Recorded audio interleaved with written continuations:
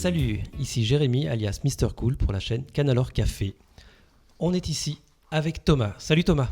Salut Jérémy, merci de m'accueillir après Super. cette belle journée. Pour commencer, quel est ton pseudo un peu que tu utilises pour les tournois Lorcana? Alors mon pseudo c'est Thomas Fabre 1 sur Melee, Ouais. mais mon pseudo de jeu c'est Brico. Donc c'est ce que je vois sur le tapis de jeu Voilà, que c'est tu as mon... devant toi. Exactement, c'est mon pseudo que j'utilise notamment sur tous les sites de D'accord. jeux. Brico. Mhm. Ok. Parle-moi un petit peu de ton parcours avec Lorcana. Comment tu es tombé dedans? Alors Lorcana, c'est mon épouse qui m'a fait commencer par hasard en août ou septembre l'année dernière. Elle me dit, il y a un nouveau jeu, j'aimerais bien collectionner les cartes. Puis elle a acheté deux decks de démarrage, un ou deux displays, puis on a commencé la collection. On a essayé de jouer un peu sur les decks de démarrage. J'ai pas trop apprécié du tout, parce que je trouvais ça super limité, notamment de jouer dès le T4 ou T5, on jouait au top deck. Enfin, c'était pas super agréable. Et puis à ce moment-là, il y avait un soft gratuit qui existait, Pixelborn, et ça nous a permis de tester des nouvelles cartes, de tester les decks. Et dès que j'ai trouvé ce que j'aimais, en fait, j'ai tout de suite commandé toutes les cartes qu'il me fallait pour pouvoir jouer avec les decks que j'aimais, quoi. D'accord. Et est-ce qu'il y avait pour toi comment dire, pas une passion, mais tu aimais l'univers de Disney ou pas forcément? C'est pas ce qui t'a attiré? J'aime bien l'univers de Disney. Après, c'était plus à la base un jeu qu'on pouvait faire en commun. Et c'était une passion commune. Donc ça aurait été Disney ou un autre, ça ne me dérangeait pas D'accord. spécialement. Et à l'époque, tu jouais à d'autres TCG? Alors, j'ai jamais joué à des TCG physiques, jamais. D'accord. Ni collectionné, c'était pas du tout mon truc. Par contre, j'ai commencé Hearthstone en 2014. Donc c'était un CCG puisque c'était sur ordi. Et puis j'ai tout de suite apprécié, j'ai fait quelques pauses, mais j'ai joué pendant 7-8 ans à Hearthstone à un niveau correct. Régulièrement légende, mais je tryhardais pas spécialement, quoi. Et D'accord. j'avais déjà cette passion pour ce jeu-là, ce style de jeu où il faut réfléchir, avec déjà un goût prononcé pour tout ce qui est deck control. D'accord. Donc tu avais déjà un petit peu la compréhension des mécaniques de TCG, parce que je pense que tu retrouves un petit peu la même chose dans ce jeu, je pense. Il y a beaucoup de similarités sur l'ordre de jeu, comment arriver à faire tes séquences de play, comment tu veux construire ton deck, ce que tu essaies de faire. Et puis comment tu arrives à contrer tous les différents match-up et tes lignes de play pour chaque deck, quoi. D'accord. En parlant de deck, depuis que tu joues à Lorcana, est-ce que tu as un deck préféré? Alors oui, alors 7-1 et 7-2, j'ai joué violet-rouge, très très contrôle, qui était à l'époque en fait dans le 7-1 et 2, il n'y avait que deux decks qui dominaient complètement la méta, c'était Amber Steel Song et violet-rouge hard control. Et donc j'ai joué ce deck-là pendant 2 sets, et au début du set 3, j'avais continué à le jouer, mais tu te faisais agresser de partout, tu t'en sortais pas. Et une semaine avant les championnats Stitch, je me suis dit, je change, et je suis passé sur bleu-gris. Et depuis le 7-3, je suis resté sur bleu-gris, parce qu'il y avait du contrôle, du combo, je le trouvais hyper complet ce deck-là. Et puis je suis resté dessus maintenant, ça fait 2 sets que je joue avec. D'accord. Et oui, en effet, parce que je t'ai croisé souvent lors des tournois avec ton bleu-gris et que tu as très bien performé dans pas mal de tournois d'ailleurs. Ouais. Tu te souviens de tous tes résultats un petit peu? Tu as déjà gagné cette carte Stitch plusieurs fois, non? 2 cartes Stitch et 2 tapis, en faisant top 1 au premier, et puis le deuxième, on n'avait pas joué la finale parce qu'on était cramé après D'accord. 8 heures de jeu. Et j'avais fait le TGF aussi, où j'avais perdu en finale. Donc j'avais fait top 1, top 2, top 2, quoi, sur les 3 tournois avec, parce que j'avais compris un peu toutes les séquences de play, puis il avait qu'un seul mauvais match-up à l'époque, c'était bleu-rouge, et il était très peu représenté. Donc au final, il y avait quasiment que des bons match-up ou que des trucs équilibrés. Ce qui a changé au 7-4, où maintenant c'est quand même plus compliqué. D'accord. Et du coup, pour le 7-4, tu as repris ce bleu-gris? Exactement. J'ai continué avec en apportant quelques modifications. Après, avec la fin de Pixelborn, on n'a pas pu le tester comme on voulait. Les tournois boutiques, notamment là où on joue souvent, c'est une méta particulière où il faut s'adapter au style de deck très aggro qu'on va rencontrer. Et aujourd'hui, c'est un peu l'erreur que j'ai faite sur ce tournoi-là. Mais je le trouve beaucoup moins fort parce il souffre maintenant contre rouge-violet, alors qu'à l'époque c'était plutôt facile.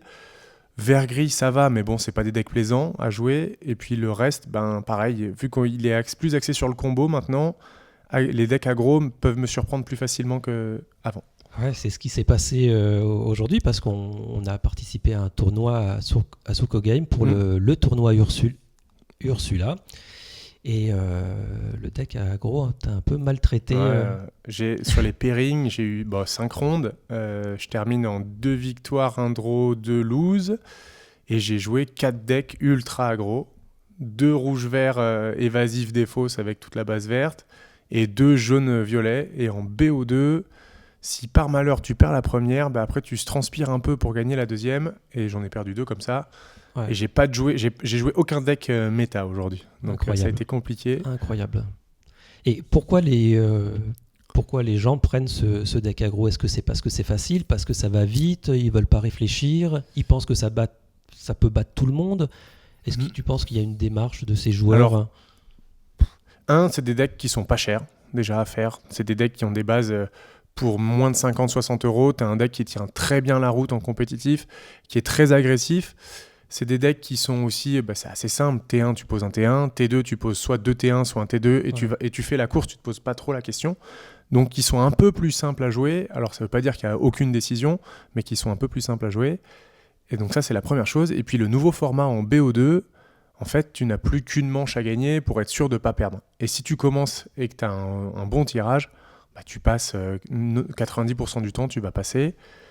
Donc c'est aussi le format de jeu BO2 qui peut favoriser ce genre de deck un peu surprenant. Puis sachant que moi j'ai commencé rouge-vert. Les 2 premiers matchs, j'ai joué rouge-vert. C'est pas des match-ups que j'ai préparés. C'est pas des match-ups où je mulligan pour. En tout cas sur la première manche où je sais pas ce que je vais mulligan. Donc du coup, comme j'avais pas adapté ma liste pour des trucs très agressifs, je me suis fait rouler dessus régulièrement, quoi. Et est-ce que tu crois, si jamais ça avait été comme avant, en BO3, ça te laisse une chance de te rattraper? Est-ce qu'il y a une problématique aussi avec ce BO2? En fait, le BO2, si tu gagnes le dé, tu sais pas trop s'il faut commencer ou pas. Moi, j'aime bien laisser l'adversaire commencer. Comme ça, en fait, je vois ce qu'il joue. Et puis, si je perds la première, après, je peux m'adapter mon mulligan sur la deuxième. Mais finalement, je pense qu'il faut plutôt faire l'inverse. Surtout sur les tournois à 5 rondes, où au final, la moindre erreur est éliminatoire. Sur les tournois avec 6, 7, 8 rondes, voilà, ça peut passer un peu plus. Et au final, je termine pas loin. Je termine 9e au pourcentage. Ça se joue à 0,5. Et en top, il y avait beaucoup plus de decks favorables pour mon deck. Notamment 3 verts gris qui sont passés et qui ont très bien performé tout au long de la journée. Et est-ce que ça, le fait d'avoir rencontré ces decks aggro, est-ce que par la suite, ça va te faire changer de stratégie ou de changement de deck ou pas du tout? Tu veux rester sur ce bleu-gris et continuer à le faire tourner? Alors, ces decks, ces tournois, vu qu'ils sont préparatifs de Bologne, et que j'ai plus Pixelborn, je les ai pris tout simplement pour des phases de test. Ce qui fait qu'aujourd'hui, j'ai mon deck, je l'ai testé. Je l'ai fait dans un autre tournoi samedi. Je connais pas la méta là-bas. Je pense qu'elle sera peut-être moins agressive. Donc du coup, je vais essayer peut-être de rentrer quelques crochets pour voir si ça peut faire la différence. Et j'en ai un autre le lendemain. Donc après ces 3 tournois-là, en fait, je vais continuer à jouer le bleu-gris pour trouver la bonne formule qui marche pour moi, qui me rend serein contre des agros et puis qui ne m'empêche pas de faire mes combos contre les decks un peu plus contrôle ou en miroir. Et puis on verra, quoi. Mais je vais pas changer. Parce que je sais jouer un peu les 2 autres decks qui dominent la méta, le vert-gris et puis le rouge-violet. J'ai quand même train avec. Pour savoir comment les affronter, il faut essayer de les maîtriser aussi soi-même. Mais je vais pas switcher, non. Je vais rester sur mon bleu-gris et mourir avec mes idées. Et tu parlais de Bologne. Ouais. Tu as glissé ça. Donc tu vas participer à Bologne. Donc c'est énorme, c'est un énorme tournoi avec combien de joueurs là, pour l'Allemagne à Borum, il y a eu 1959 joueurs. Ouais. Là on en a on aura à peu près pareil, entre 1800 et 2000. D'accord. Et donc là ça sera ton premier gros tournoi Lorcana avec ce nombre de joueurs? Ouais, tout à fait. En même temps, des tournois comme ça, on n'a pas trop l'occasion d'en faire dans notre région où il y a rarement des tournois à plus de 20 joueurs. Il y a rarement des tournois tout court. C'est sûr. Et c'est difficile de s'entraîner dans le coin où on est. Et du coup, on va à Bologne tous ensemble. Je pense qu'on a créé un élan où moi, j'étais l'un des premiers à dire j'y vais. Puis ça a fait un effet un peu boule de neige. Si Thomas y va, on y va. Et puis ainsi de suite. En tout cas, pour la Lorcana Family de chez Suko, notre groupe. Et puis finalement, il y en a plein de tonons qui y vont, plein du coin de Genève, etc. où on y Oui, va il faut tous, te quoi. présenter aussi parce que enfin, nous vivons en Haute-Savoie, Ouais, à côté de Thonon-les-Bains, entre Thonon-les-Bains et Genève. Donc voilà, dans le Chablais. Et donc il y a toute une équipe qui on a va se une, joindre on a à une ce belle petite tournoi à famille, ouais, Bologne. qui va partir. Après, on a tous un peu des ambitions un peu différentes. Moi, clairement, j'y vais pour essayer de faire le meilleur résultat possible. Je prendrai les 3 decks dans le sac. Je veux jouer bleu-gris, mais si vraiment je le sens plus, je passerai sur un autre deck. Puis j'espère accrocher un top 128 pour essayer de prendre la let it go, voire mieux. Après, si ça marche pas, ça marche pas. Comme tout TCG, il y a une variance qui est importante. Il y a les pairings qui vont beaucoup jouer. Il y a comment moi je vais jouer aussi. Je peux faire des mauvais choix ou des mauvais plays toute la journée. Ça peut arriver. Je peux briquer sur 1 ou 2 parties. Mais sur 9 rondes, normalement, voilà, il y aura moins d'aléatoires. Après, c'est à moi, c'est moi et comment je joue, quoi. Sur 9 rondes, il n'y a pas d'aléatoire, il n'y en a plus. Sur 4 ou 5, dans les tournois comme on fait ici, il peut y en avoir. Sur 9 rondes, il n'y en a pas. C'est les meilleurs joueurs qui passent à la fin. Et si je passe pas, c'est que j'avais pas le niveau, et puis c'est tout.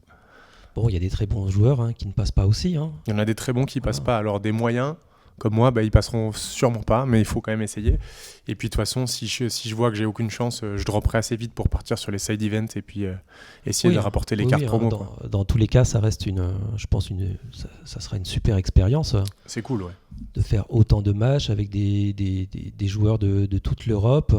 Je trouve que Non, ça va être chouette. C'est super. Ça va être super. Après, on sait la répartition, que la méta, elle va être à 50% présent. Un peu, ça va reprendre les mêmes codes qu'à Borum. Il va y avoir 25% de vert gris, 25% de rouge-violet. Et puis après, tout le monde va essayer de s'adapter. Je pense que les decks agressifs sur une 9 rondes, ils ont très peu de chances de s'en sortir. Et puis après, bleu-gris, ça dépend un peu de ce qu'on tag. Si on tag beaucoup de vert gris, on peut espérer faire quelque chose de bien. Si on tag beaucoup de rouge-violet, ça va être plus compliqué. Et puis si on joue comme un pied aussi, ça va être très compliqué, quoi. Donc il y a plusieurs. Donc c'est pour ça qu'on verra bien. On va faire du mieux possible. Et puis on ira. Au moins, on aura des entraînements. On aura fait plusieurs tournois d'entraînement pour. Puis on est tous ensemble, donc ça va être cool, quoi. Oui, c'est sûr. Et une autre petite question, un petit peu sur un côté technique de l'Orcana. Est-ce que tu as des astuces de jeu, des petites combinaisons ou des choses que tu aimes bien faire, que ce soit avec ton bleu-gris ou avec d'autres decks? Est-ce qu'il y a des stratégies que tu apprécies énormément, surtout quand ça passe? Tu dis, là, tu es content de toi, tu dis, tiens, c'est simple. Les moments où tu prends plaisir à jouer, voilà. Alors, moi, je suis un joueur qui est très pragmatique. C'est-à-dire que je fais très peu de paris sur ce que l'autre a. Je vais étudier tous les match-ups, jouer beaucoup et essayer de trouver des lignes de play pour chaque match-up. Je sais comment je peux battre rouge-violet, je sais comment je dois battre vert-gris. Et en fonction, mon mulligan va s'adapter. Par exemple, la plume, je la jouerai très rarement contre vert-gris. Contre rouge-violet, je sais ce que je veux en main de départ. Je veux pouvoir faire vite ce rêve bleu pour arriver à dégénérer en encre et puis faire le combo le plus rapidement possible. Donc c'est plus en fait des lignes de play que je me fixe contre chaque match-up. Où je prends des notes, je sais ce que je veux faire, les cartes clés qui vont me faire gagner ou perdre dans l'autre sens. Et puis après, je vais essayer de jouer autour des cartes potentielles de l'adversaire, des tours forts de l'adversaire. Notamment rouge-violet, le plus gros contre en ce moment qui peut te freiner, c'est Flynn Sissou. Donc on va essayer de garder soit un Baboum, soit un mouche en main de départ. Et puis après, il faut essayer de poser la plume, de poser 2 personnages pour chanter Rêve Bleu et vite ancré pour le dépasser. C'est le seul moyen aujourd'hui de pouvoir le battre et de lui mettre un 2-0. Parce que 1 partout, tu peux le faire, mais 2-0, c'est très compliqué. Et pareil pour vert-gris, la plume, je cherche plutôt Mickey, des Baboum pour gérer les Diablos, etc. Puis je sais qu'après, j'aurai l'avantage. Mais voilà, donc je suis très pragmatique, j'étudie chaque match-up et je sais exactement ce que je veux faire contre chaque deck. Après, aujourd'hui, j'ai joué des decks contre lesquels j'étais pas préparé. Rouge-vert, c'était pas prévu et j'ai pas assez de dégâts à distance et pas assez le temps de me développer pour m'en sortir, quoi. Et ta stratégie un petit peu pour gérer ce maudit Bucky, est-ce que tu as des cartes que tu gardes, des petites cartes secrètes que tu utilises? En fait, le deck Bucky, il est pas très plaisant à affronter, même avec un bleu-gris, même si on peut se refaire la main. Tu gardes forcément des objets en main de départ pour essayer d'aller piocher, ton Flaversham, un Mickey pour essayer de ramper. Tu gardes pas les chansons parce que tu as une chance sur 2 qu'il y ait Ursula qui tombe en face. Et en fait, moi j'ai 3 cartes dans mon deck qui permettent d'aller gérer Bucky. Il y a Tuon la bête et Clochette qui peuvent arriver au T5 ou au T6 ou au T4 en fonction de comment j'ai rampé. Et puis il y a aussi, j'ai rajouté un petit choisis ton combat. en 2 exemplaires, qui me permet avec le mouche ou une autre carte d'aller directement taper le Bucky et puis d'en être débarrassé, parce que c'est rare qu'il y ait des parties double Bucky, ça arrive, mais c'est quand même assez rare. Mais c'est pas un match-up que je crains particulièrement. C'est pas un match-up que j'aime jouer parce que j'ai pas l'impression de jouer à l'Orcana, mais c'est pas un match-up que je crains parce qu'il y a plusieurs cartes en style qui nous permettent de contrer ce deck-là, quoi. Et d'ailleurs, en parlant de ce Bucky, il va pas rester longtemps ce deck Bucky, hein, jusqu'au 9 août, hein, donc il sera encore là pour Bologne. Mais après, ça sera de l'histoire ancienne. Quel est ton ressenti par rapport à cette errata qu'ils ont amené sur la carte de Bucky? Tu penses que c'est une bonne chose? C'était bête de l'avoir fait On peut se poser la question du timing. Pourquoi à la sortie du 7-5? Alors soit ils ont prévu tellement de Floodborn que ça sera complètement injouable. La carte en elle-même, comme dans tous ces TCG, il y a beaucoup de bans ou d'updates, notamment comme sur Hearthstone, où c'était plus facile parce qu'il y avait des nerfs et des buffs régulièrement. Là, la manière dont ils l'ont fait, de tout changer sur la carte, en fait, autant la ban, quoi, parce qu'elle est plus jouable du tout. Le deck vert-gris, il sera toujours jouable parce qu'il y a quand même une base alter, mid-range un peu, qui est quand même solide et qui est carrément forte, quoi, avec les Robins des Bois qui peuvent arriver très vite. Donc je pense que le deck sera toujours joué, il sera juste moins dominant, mais il y aura peut-être le retour d'Ursula avec beaucoup de Cruelle Diablesse dedans. Donc au final, je pense qu'il sera toujours joué, mais moins dominant. Moi, c'était pas un problème, clairement. Parce qu'à ce moment-là, on va tout bannir. On va bannir Big Ben parce qu'il donne résistance +1, il se coupe jamais. Tu vas enlever Soyez prête parce que c'est... sûr, ouais. Donc je pense pas qu'il y avait besoin de la tuer comme ça, la carte. Après, voilà, tant pis pour ceux qui avaient acheté tout leur Bucky en foil. C'est sûr, surtout que fait partie du deck le plus cher à jouer, ceux qui ont investi là-dedans pour avoir un deck à ce Mais après, ça permet aussi, comme on avait parlé déjà une fois, d'installer des rotations pour éviter que ça soit toujours les mêmes decks. Rouge-violet, il a su se réinventer parce qu'il était quand même moins dominant au 7-3. Il a su se réinventer. Maintenant, c'est de l'aggro, mais avec du contrôle quand même. C'est-à-dire qu'il peut aller très vite en lore, mais en fin de partie, il peut quand même te contrôler. Et donc, il a su se réinventer. Steelsong a complètement disparu avec ce set parce qu'il y a très peu de cartes qui l'ont amélioré. Et donc, Vert-Gris, il cannibalise tout parce que c'est un deck qui est un peu plus facile à jouer, qui a des sorties complètement téléguidées par moment qui peuvent battre n'importe quel joueur. Un débutant parfait peut battre un très bon joueur s'il a la sortie téléguidée. Après, la plupart du temps, tu les as pas, hein. Tu peux gagner même sans Bucky. Donc c'est un deck où il y a quand même pas mal de décisions, mais s'il y a des sorties téléguidées, tu gagnes sans problème, quoi. Et tu penses que cet arrêt de Pixelborn a fait que les joueurs n'ont plus osé essayer de créer un deck? Ils se sont dit, les tournois, on va prendre les decks de la méta, on va pas s'embêter. Alors que peut-être qu'ils auraient pu... grâce à Pixelborn, peut-être tester d'autres combinaisons, comme on a vu un petit peu l'arrivée des rouges-verts, hein, là, un petit peu en fin de chapitre, là, qui apparaissent. Mais il n'y a pas trop de prise de risque. Pixelborn, c'était un formidable outil de test. Parce qu'on pouvait tester en fonction de son rang. En fait, on jouait des joueurs qui étaient au même rang que nous, donc qui avaient à peu près le même niveau, que ce soit dans le mode hardcore ou dans le mode normal. Et donc ça permettait de tester des decks et tout de suite changer une carte pour affronter tous les match-ups. Tu avais une variété de match-ups, une variété d'adversaires qui était incroyable. Donc pour tester, et puis facile, pas besoin de sortir les cartes, c'est rapide, les mélanges se font automatiquement, il n'y a pas de misplay. Tu peux jouer comme un pied, mais il n'y a pas de misplay, tu rates pas des actions. Donc c'était vachement bien, même s'il y avait quelques petits bugs, c'était super. Donc moi je pense que ça va appauvrir un peu le niveau des joueurs, notamment dans des régions comme la nôtre où il n'y a pas beaucoup de tournois. Ouais. Et du coup, ça va forcément... On n'a plus de tests, donc moi, j'ai jamais testé le match-up rouge-vert parce que personne ne le jouait avant aujourd'hui. Et du coup, c'est vrai que moi, je me sens clairement pénalisé vis-à-vis de ça. Et après, il y a certains decks qui vont repartir à la haute, quoi. Avec le BO2, des decks aggro, ça va venir. Ouais, ça va revenir. Après, c'est sûr qu'il y aura moins de tests. Tu es obligé de prendre les tournois boutiques maintenant pour des tests. Ouais. Et je sais pas, si après quelques tournois où tu te fais rincer en testant des trucs, est-ce que finalement tu vas pas dire ça je sais que c'est fort, je prends ça parce que j'en ai marre de me faire rincer? Je sais pas. Je pense que c'est un très mauvais choix, hein, de la part de Disney et Ravensburger qui va forcément pénaliser les joueurs. Ouais. Mais ils n'avaient pas le choix, ils étaient obligés ça prenait trop de place. Bien sûr. Mais c'est vrai que moi perso, ça m'embête de tester des decks. Parce que je sais que si c'est pas tout à fait méta, je peux me faire rouler dessus ou par des decks qui n'existent pas. Donc c'est compliqué, c'est très compliqué, ouais. Mais bon, normalement, je pense qu'ils sont en projet de sortir quelque chose, c'est obligé. Tous les joueurs se sont plaints, c'était une super application. Et si Disney et Ravensburger se mettent vraiment dessus, ils peuvent faire quelque chose d'incroyable. Ils peuvent vraiment faire une belle plateforme. Donc oui, c'est sûr que ça manque. Et donc tes prochains tournois?